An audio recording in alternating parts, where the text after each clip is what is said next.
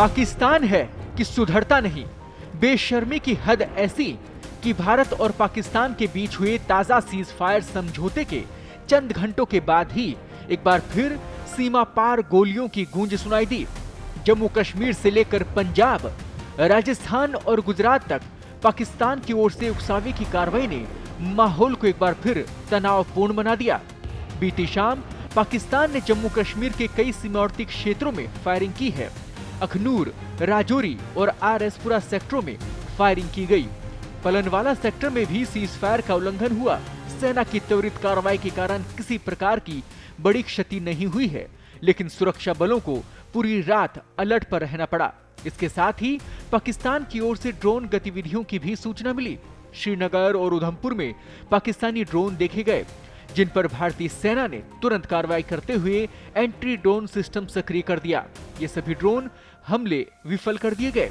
सिर्फ जम्मू कश्मीर ही नहीं, बल्कि पंजाब, राजस्थान और गुजरात तक इसका असर देखने को मिला है।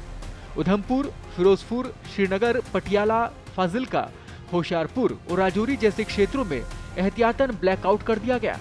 राजस्थान के जैसलमेर, बाड़मेर और गंगानगर में भी प्रशासन ने ब्लैकआउट और अलर्ट जारी किया। हालांकि सभी राज्यों में हालात आज सामान्य देखे जा रहे हैं।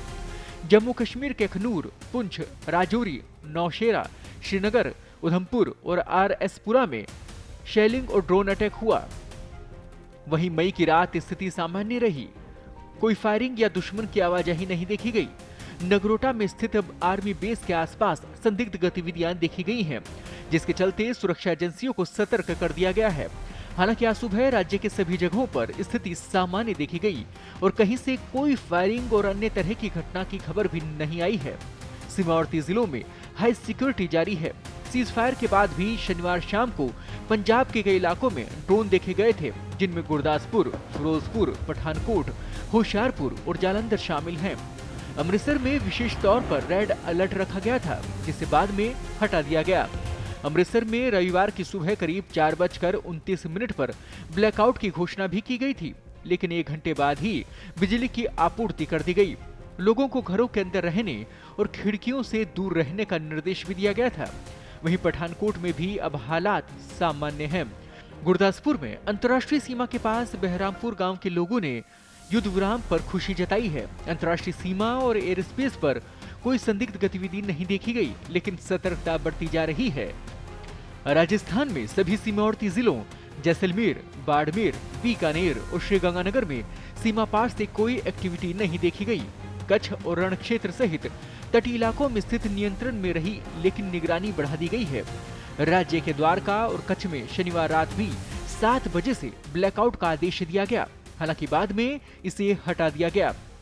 राज्य मुख्यालय, गृह मंत्रालय और जिला प्रशासन ने पूरे रण और तट हवाई क्षेत्र में एक समीक्षा बैठक की। आज राज्य के सीमावर्ती इलाकों में हालात सामान्य बने हुए हैं। इन सब के बावजूद भारत ने चौकसी बरतते हुए सभी सुरक्षा बलों को हाई अलर्ट पर रखा है और किसी भी स्थिति से निपटने के लिए पूरी तैयारी की है। देश की सीमाओं की सुरक्षा में किसी भी प्रकार की ढील नहीं बरती जाएगी। वहीं रात को सीज फायर का पाकिस्तान की ओर से उल्लंघन करने पर भारत सरकार और सेना की तरफ से एक ही जवाब है कि अब अगर पाकिस्तान वापस से नापाक हरकत करता है तो ऐसा जवाब मिलेगा कि उसकी 7 पीढ़ियां याद रखेंगी। ताजा अपडेट्स और बड़ी खबरों के लिए बने रहें पत्रिका के साथ। मैं हूं आपके साथ कृपाशंकर शर्मा।